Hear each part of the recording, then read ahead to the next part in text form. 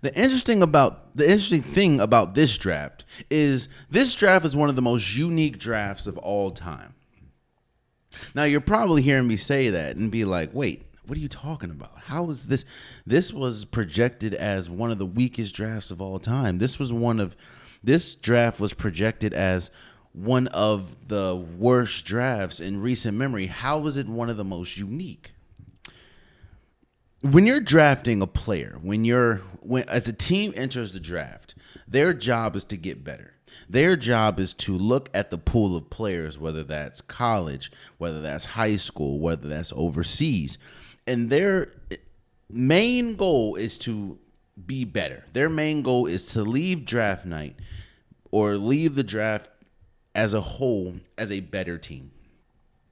And I will agree with everyone when they say that I don't see a star in this draft.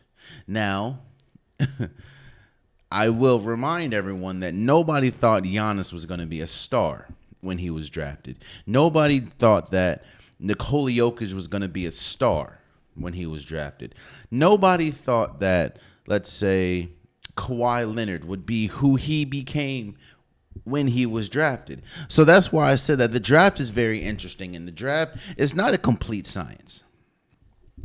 But the reason why I said that this draft was the most unique is because this was a deep draft when we're talking about role players, when we're talking about players that can help. Again, I don't think that there's really any stars in this draft. I don't think that we're going to look up five. Obviously, there's no Wembys in this draft. There's no Luka Doncic in this draft. I say obviously because that's what it looks like. Obviously, that there could definitely be a player that can rise from the ranks and be like, yo, he's one of the best. But again, even in the drafting process, you're not able to see in the future. But this draft had so many players that, while no, won't be a star, probably won't be the best player on their team, this draft had so many players that can be impactful day one. Again, maybe not the best player on the team, but can be a solid role player. And we really had to see, it's very easy to pick a star at time. Like if you see a star and you know they're going to be a star, it's very easy when you're evaluating drafts or players. When you're doing drafts, it's very easy to pick a star. It's very easy to look and say, you know what, that Victor Wembanyama kid, we're going to draft him. Or you know what, that Blake Griffin out of Oklahoma, he's a little different than everybody else. Let's draft him. Or that kid from Texas, that Kevin Durant kid, he's pretty good. Let's go get him. It's very easy to do that. But it's very difficult to have to build a team around players that aren't really popping out the screen like, oh, it's very hard to have a draft full of role players. Now, yes, if you go into the draft wanting stars, if you go into a draft wanting generational talents, this might not be the draft. This probably won't be the draft. But if you're trying to pick players that can be impactful day one and can be solid role players like a Peyton Pritchard, like a Kentavious Caldwell Pope, like a Brandon Pozinski, maybe this draft is littered with them. And obviously, I'm going to talk about Bronny and LeBron James shortly, but let me give credence and let me give credit to some of the other picks. And let's start with Zachary Riz. I know, damn, I just heard. Okay, so you guys know that I'm pretty poor with words, or pretty poor with names, especially foreign names. I just listened to this. It's Zachary Rizaker. There you go. He was the number one overall pick. Now, I know that it's difficult to pick draft picks that aren't going to be, generational talents, especially, or doesn't project to be generational talents going into it. And as a Wizards fan, I can't be more happy that Zachary went number 1 and Alex Sarr, who a lot of people had as probably the best player in this draft, went number 2 to eventually my Washington Wizards. But I have to look at the I get on the Bulls a lot about what's the plan, what's the future, what are you guys doing? A lot of the moves that the Bulls make doesn't really seem like they have a grasp on exactly what they're doing. No offense to Zach, no offense to anybody that's getting drafted or that got drafted. Congratulations to you guys. No offense to anyone that didn't get drafted and signing 10-day contracts or 10-day or summer camp contracts. You guys obviously deserve to partake in the summer league, and hopefully you guys can get a contract. There's not a long line of players that are good enough to get drafted, or good enough to even be on an NBA roster, whether that's summer league or actual roster. So shouts out to every single person. But I have to look at the Atlanta Hawks, and I have to ask myself, what is the plan? What are the Hawks doing? If you're trying to get a replacement for, let's say, John Collins, why not go with Alex Sarr, who's a 7'7", power forward center who has Evan Mobley-like comparisons? I'll just say this, man. When your NBA comp is Harrison Barnes, and no, this is going to sound like a shot, is really not. But when your NBA comp is Harrison Barnes, I don't think that player should go number 1. That's all I'm saying. Like, I don't think that's the player that you should slam your hand on the table and say, that's who we're taking number 1. That's just me. And I don't know what the Atlanta Hawks were listening to, because almost every single person that I heard do mock drafts, talk about the drafts, talk about, who should go atop or leaderboards in the draft.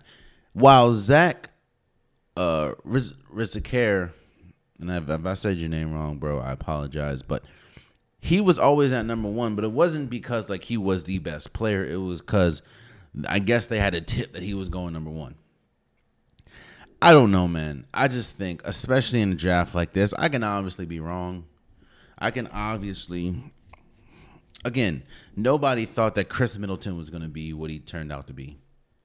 Nobody thought that, we talked about Giannis. Nobody thought that Tyrese Maxey was going to turn into one of the best point guards in the league, But I just don't see it for Zachary. That's all I'm saying. Now, Washington Wizards, you got yourself, in my opinion, the best player in the draft in Alex Sarr from France. Again, 7'1", power forward / center. Evan Mobley like NBA comp. He does struggle offensively, but this is where development comes in. This is another thing about this draft that I think is going to be underrated. You're about to put your developmental teams, all these NBA teams are about to put their developmental department to work. And I think that is the beauty of this draft. A lot of people, it's very rare that you're going to get a player that is NBA ready out the gate. And usually if you're going to get a player that's NBA ready out the gate, they're going atop of the draft, or they're quote unquote generational players. Like LeBron James was NBA ready out the gate.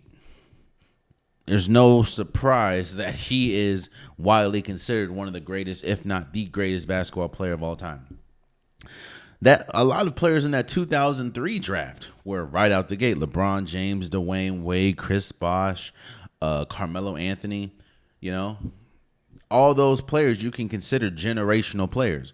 Now, yes, obviously LeBron James is the best out of all that, but yeah. But there were some really good picks, man. Like, now, you get, let's see, Shepard goes 3 to the Rockets. I thought that was really good, even though I still, for the life of me, cannot understand why John Calipari had both Shepard and Rob Dilligan going, coming off the bench. That didn't make no sense to me. But hey, I was a little confused about Donovan Clingan out of UConn going to Portland, especially when you have DeAndre Ayton at the guard position. I mean, at the center position. But I'm not mad at it. There aren't really there weren't any draft picks. I was like, yo, why did it happen? I think Jared McCain going to Philadelphia was pretty good for them. He is a point guard that can go crazy from 3. And you play him alongside or behind Tyrese Maxey. That's great. I think probably the steal of the draft, and this is kind of where I want to transition just a little bit. Again, everyone that got drafted deserved to be drafted. Shouts out to you guys. Shouts out to the Minnesota Timberwolves. They had a really good draft. They were able to trade with the Spurs to get Rob Dillingham, and they got Terrence Sharon. Oh, that's another thing. Side note, shouts out to Terrence Sharon. I know a lot of people were killing him because of the whole rape allegation. And there were a lot of people that obviously it came back that, let's say the court said that it didn't happen. They said there was no evidence, or the evidence pretty much showed that Terrence Shannon Jr. did not do it. And I saw a lot of people was like, well, forget what the court said. That's, he's still guilty. That's kind of why it's so. I'm about to go down I don't want to go down this road, but I'm about to. And I'm going to get back. I'm sorry, but let me first say the accusation of domestic violence, the accusation of sexual violence, the accusation of one person physically accosting or sexually accosting another person is extremely serious. And we're starting to see a trend, and we're not starting. There are times where there are people that are accused of things that did not do it, and the court of public opinion never, ever forgives them. Even if it came back that they didn't do it. Now, the thing that I am so happy about is for Terrence Shannon Jr. is that it did not ruin his chance, or it didn't ruin his career.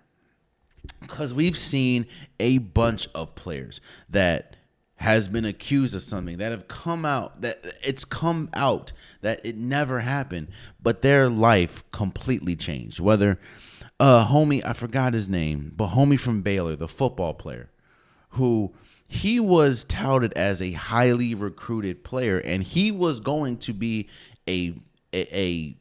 or he was projected to be an incredible football player. He got accused of, I think, sexual assault by a young lady. The court proceedings took a while, but it turns out that it never happened. And with the time that it took, he never got a football career. And that's just one of many people. I'm not saying don't believe victims. I'm not saying don't believe people. What I'm saying is, if this didn't happen, if what's being accused didn't happen, I would hope that somebody's career is not drastically, or someone's life is not drastically changed or drastically turned to the negative because of these allegations, and what we've seen time and time again, that it is. Now, for the people that are saying, well, it's crazy that, you trust the courts in some instance, and you don't trust them in others. Is that fair to somebody? No, it's not. I'm just happy that Terrence Shannon got an opportunity to live out his dream after being falsely accused, because you don't see that a lot at all, actually. In fact, most of the time you get accused of something that heinous, your life is forever changed. You want a perfect example before I go on? Kobe Bryant. Kobe Bryant got accused of something, and it followed him till his grave, unfortunately. Yes, you have a pocket of people that always, Kobe Bryant was one of the greatest, if not the greatest of all time. Kobe Bryant is their best player. Of course, you have that. But then you also have those people that, hey, remember what he was accused of? I'm not going to say exactly what he was accused of here, but you always have they always have people that will never let you forget what he was accused and acquitted of. So shouts out to Terrence Shannon for being able to live out his dream, hopefully, after being falsely accused of something heinous, which you usually don't see. Let's get back. I was talking about the steal of the draft, the pick of the draft. Analytics has taken over sports. You see it in every single aspect of sports, whether that's football, whether that's basketball, whether that's hockey, whether that's baseball. Analytics has taken over the way that we view sports and the way that these teams approach sports. And outside of analytics and in conjunction with analytics, there are some times when the normal does not or the norm doesn't always have to be, let's say, you don't always have to do what's normal. I understand that when you're drafting players, usually you want the youngest, best players so you can have them for a while. It's very rare that you're going to get an older player in the draft, one, and it's very rare that the older players are the better players, especially in the draft. Now, when we get to the NBA, that's different, but in the draft, you usually go for young talent. I was watching the draft, and I saw pick after pick after pick after pick after pick, and I thought to myself, there's one player that, for some reason, has not been picked yet. Until you got to pick 17 with the LA Lakers. And they picked Dalton Knecht out of Tennessee. Yes, Zach Edey was incredible. And Zach Edey deserved the Player of the Year last year. And shouts out to Zach Edey for getting drafted to the Memphis Grizzlies. I think the Memphis Grizzlies have struggled mightily with a reliable center, and hopefully Zach Edey will be that for them. So shouts out to him. But Dalton Knecht was probably the second best player. He was the second best player in college basketball last year. And the fact that he fell to 17 because people were concerned about his age, being 23, I believe, in the draft. Now, in real life, in life outside of sports, 23 is obviously a baby. They're young. You still have, Lord willing, you still have the world, your whole life in front of you. But in sports terms, 23 is, a lot of people want to put into perspective. I don't think Anthony Edwards, who is considered one of the best, if not the best young players in basketball, he's not even 23, I don't believe. And I think Jason Tatum's like 26. So to put that in basketball terms, people think that that's old, but that's where I was talking about analytics. That's where I was talking about age. Yo, there should be no reason why Dalton Knecht falls to the 17th pick, especially when you see some of these people that got picked before him.